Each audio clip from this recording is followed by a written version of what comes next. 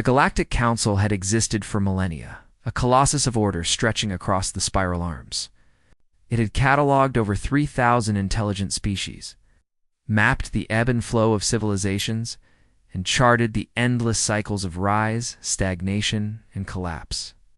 Each new discovery followed patterns already known: herbivores with cooperative instincts, predators tempered into order, aquatic thinkers who favored consensus, or hive minds that sought stability over change. The galaxy, vast though it was, had become predictable at least. That was what the Council believed until the humans arrived.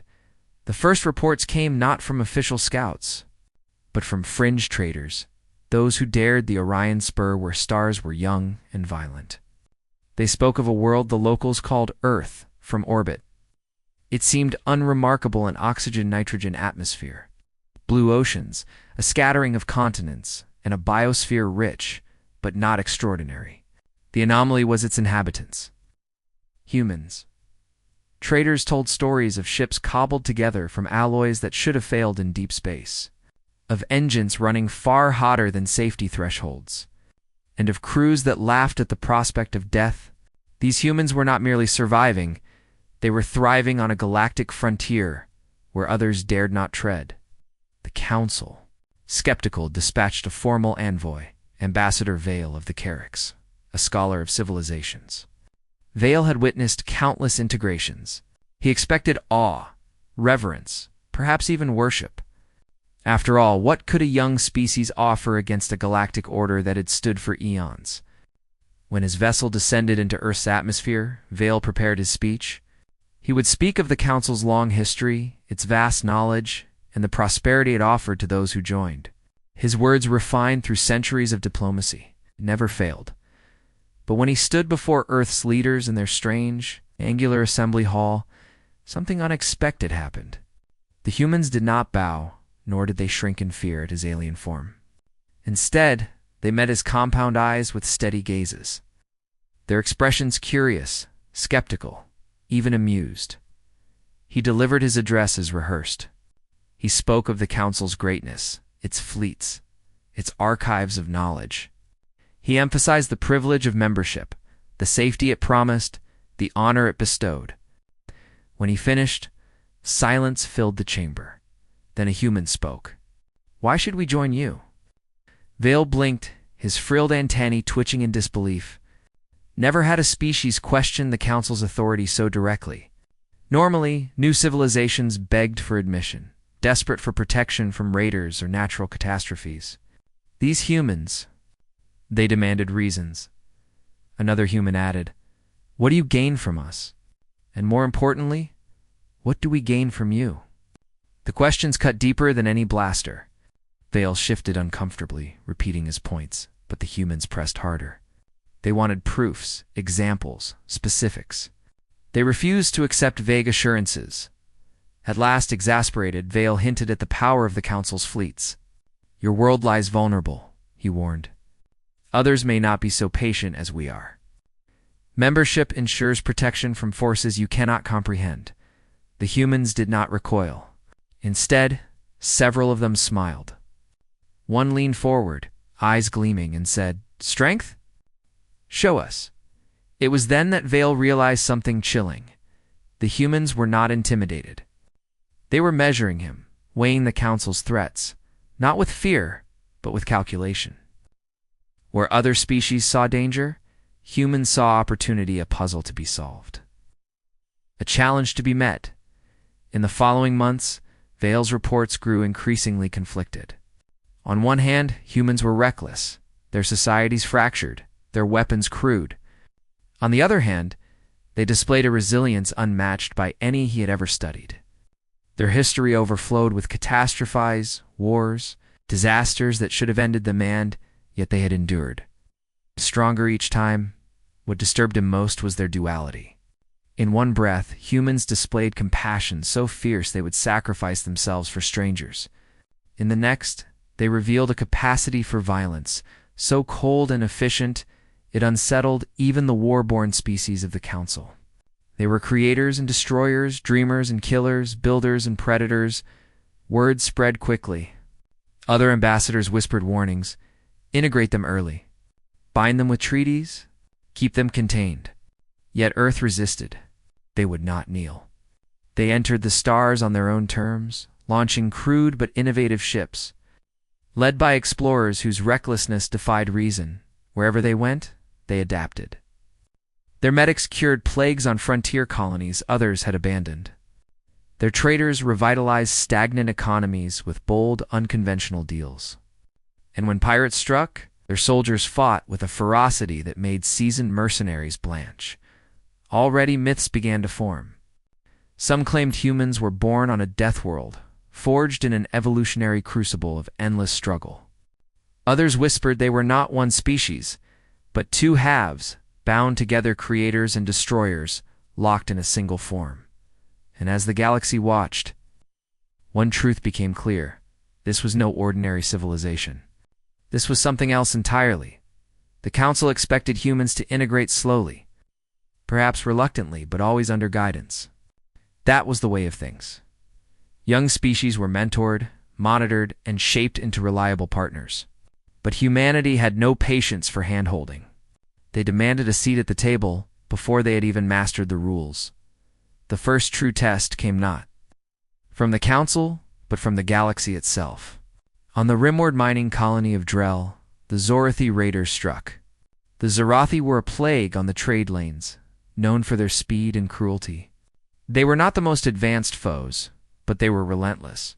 When they descended on Drell, the Council prepared a standard defensive campaign. That meant fleets would be gathered, supplies calculated, and diplomatic channels explored. Weeks, perhaps months, would pass before decisive action was taken. The humans, however, were already moving. A small Terran fleet, no more than a dozen ships. Most of them repurposed cargo haulers and outdated frigates. Jumped into the system before the Council's task force could even arrive. The official observers were horrified. By every metric, this was suicide. The Zorathi had 3 times their number, faster vessels, better weapons. Yet the humans didn't hesitate. They charged. Their tactics were unlike anything the Council had ever documented. Instead of forming a rigid battle line, the humans scattered, weaving erratically between the raiders. They overloaded their drives, risking catastrophic failure just to gain an edge of speed. They lured Zorathi vessels into asteroid fields, then detonated mining charges to collapse entire routes of escape. Most shocking of all was their boarding doctrine. Council species avoided close-quarters combat. It was wasteful, messy, and brutal. The humans embraced it. They launched pods directly into enemy hulls, cutting through armor with torches and explosives. Armed only with rifles and breaching charges, they fought hand-to-hand against foes twice their size. The battle raged for hours. By the end, half the human fleet was crippled or destroyed. Casualties were high, so high that any other species would have called it a tragedy. But the Zorathi were shattered. Their fleet limped away in ruins, their raids broken, their confidence gone. The human commander, a scarred veteran named Colonel Adrian Cole, stood on the bridge of her wrecked ship and laughed. Blood stained her uniform. Her arm hung useless from a shattered shoulder. But her voice was steady as she sent the transmission that would echo across the stars. You thought we'd run? You don't know us at all. The Council observers were shaken. They had seen victory, yes, but at a cost so reckless, so wasteful, it defied their logic. Yet what unsettled them most was not the loss of ships or soldiers. It was the morale. The surviving humans cheered. Wounded soldiers grinned through their pain. One Marine, bleeding from half a dozen wounds, had to be restrained from charging the enemy flagship alone. The Council's after-action report was classified immediately. Its conclusion read, "Humans fight as if death is negotiable. They adapt in real time. Their duality is terrifying compassion for their allies, cruelty for their enemies. This balance makes them unpredictable, dangerous." Whispers began to spread among the fleets. Veterans who had fought beside humans spoke of them in hushed tones. "They don't know when to quit," one soldier muttered. "They fight like every battle decides the fate of their species," another added. They look at death and grin, as if daring it to take them. The myths grew. Some claimed humans were immune to fear. Others said they could will themselves to live beyond mortal limits. None of it was entirely true, but the truth was stranger still. Humans felt fear and then acted anyway. Where others hesitated, they pushed forward. Where others despaired, they found humor. Where others broke, they became harder. On Drell, the colony was saved. Survivors spoke of human medics who stayed behind under fire to drag the wounded to safety. They told stories of engineers who jury-rigged shields from scrap metal in the middle of battle. For every tale of ferocity, there was another of compassion. The Council could no longer ignore what they had seen. Humanity was not simply another species entering the galactic stage. They were something new, something that did not fit the old categories. A force that fought with two faces, one of kindness, one of fury. It was then that the phrase began to circulate in quiet corners of the council chambers. The victory at Drell should have cemented humanity's place within the Galactic Council. For many species, their intervention had been a miracle. Colonists lived who would otherwise have perished. Trade lanes reopened, and the Zorathi retreated to lick their wounds. The Council should have praised them. Instead, fear began to spread. The older powers, particularly the Sarek Coalition and the Vayari Dominion, whispered of danger. To them, the humans were not saviors, but disruptors. They were unpredictable, unrefined, and most dangerously uncontrollable.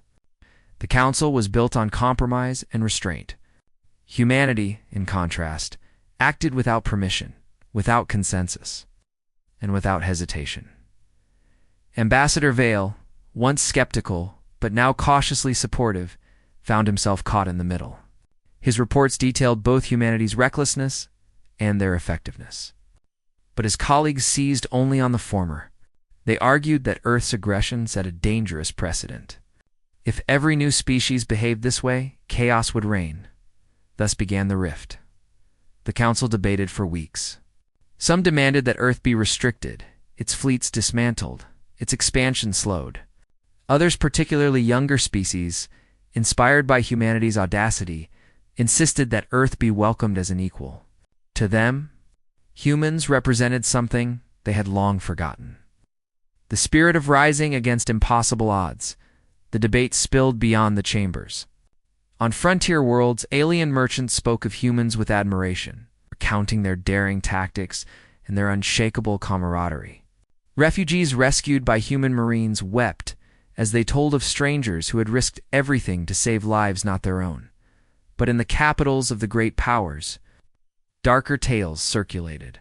They whispered of humans laughing as they fought, of soldiers dragging themselves forward even after mortal wounds, of commanders who treated war like a game. The phrase "twice as deadly" became less a compliment and more a warning. The breaking point came with the Council's decree. Earth was to dismantle its war fleet. Humanity's intervention at Drell had been unauthorized, they argued. While the Council acknowledged the victory, they could not allow a young, volatile species to maintain independent forces of such ferocity. Stability required control. The decree was delivered to Earth's ambassador, Jonathan Reeves, during a full council assembly. Reeves was an older man, his hair graying, his posture stiff but unbowed. He listened without interruption, his expression unreadable as the decree was read aloud. When the chamber fell silent, he rose. "Let me be certain I understand," he began, his voice steady. "You ask us to give up our defenses. You ask us to dismantle the very tools that allowed us to save your colonies when you hesitated. You ask us to trust you completely?" Murmurs filled the chamber, but Reeves raised a hand. "We respect the Council. We recognize its long history. But understand this, our history is not yours. We come from a world where survival was never guaranteed. Famine, plague, war, storms, predators, you name it, Earth has thrown it at us. And every time we survived, not by submitting, but by fighting." He paused, his eyes scanning the chamber. His words carried weight, not just in volume but in presence. "You fear us because we remind you of yourselves. Not the selves you are now comfortable, complacent, cautious. We remind you of what you used to be before you grew soft. The chamber erupted in outrage. Delegates shouted, their translators struggling to keep up with the overlapping cries.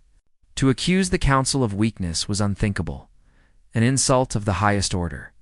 Some demanded Reeves be censured, others that Earth be sanctioned, but not all were angry. A quiet murmur spread among the younger delegates. For them, Reeves's words struck like lightning. Many of their people remembered what it was like to struggle against extinction, to rise clawing and bleeding toward the stars. In the humans, they saw a mirror of that spirit, a reminder of what had been lost. Ambassador Vale sat in silence, his frilled antennae twitching. He had studied humans more closely than any other. He knew Reeves's words were not arrogance, but truth. Humanity was different. They carried in them the echoes of a struggle that had never ended. To demand they surrender their weapons was like asking them to surrender their very identity.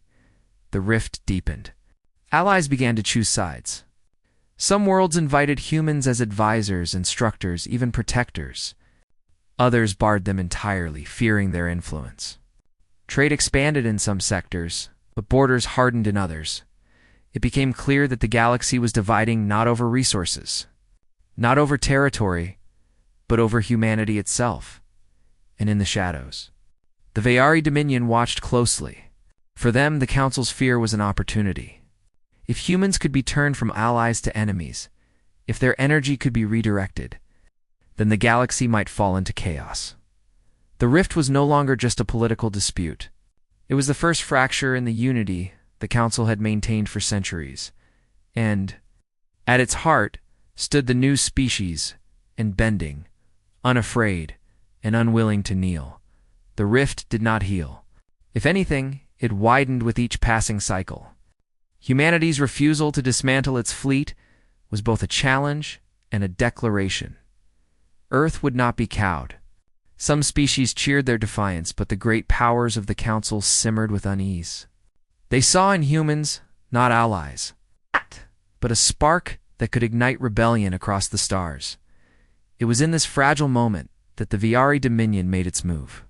For centuries, the Dominion had abided by treaties enforced by the Council. Their fleets had been leashed, their ambitions restrained. But now, with the Council paralyzed by debate over humanity, the Vayari saw opportunity. The first strike came suddenly. A neutral sector, lightly defended and rich in resources, was attacked.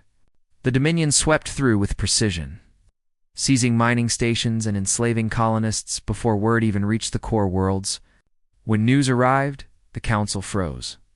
Protocol demanded negotiation before retaliation. Fleets had to be summoned, supplies allocated, allies consulted. It would take weeks. Humanity acted in hours. Without seeking permission, a fleet of Terran ships jumped directly into the contested sector. They were outnumbered, outgunned, and operating far beyond safe supply lines. To the Council, it was recklessness bordering on madness. To the humans, it was necessity. The battles that followed defied conventional warfare. Human commanders refused to fight the way the Dominion expected. They turned asteroid belts into ambush zones, luring Dominion cruisers into kill pockets where debris became deadly shrapnel. They sabotaged supply lines with surgical raids, forcing fleets twice their size to starve. They even used dying stars as weapons, slingshotting ships through radiation storms no sane pilot would attempt. One engagement became legend: the Siege of Arakai Station. A Dominion fleet of 30 warships surrounded a lone Terran carrier. By all reason, the humans should have surrendered. Instead, they powered down, feigning defeat. As Dominion ships closed in, humans detonated a series of hidden charges planted during their earlier retreat. Tearing apart half the enemy fleet in a single instant, the carrier then surged to life, launching fighters in a blistering counterattack. When the smoke cleared, the Dominion survivors fled in panic. Convinced they had been lured into some kind of trap far larger than reality, Council observers were both horrified and awed. Where other species relied on careful doctrine, humans relied on improvisation. They thrived in chaos, bending it to their will. And when the situation seemed most hopeless, they laughed, cursed, and found a way to turn disaster into opportunity. but their genius was not confined to destruction. Unliberated colonies, human medics worked tirelessly, often refusing rest to save lives. Their engineers rebuilt shattered infrastructure with whatever scraps they could salvage. Survivors spoke of soldiers who shared their own rations with alien children, of commanders who wept at the suffering of those they freed. For every act of ruthless cunning in battle, there was an equal act of compassion in its aftermath. It was this duality that unsettled the Dominion most. How could one species embody such extremes?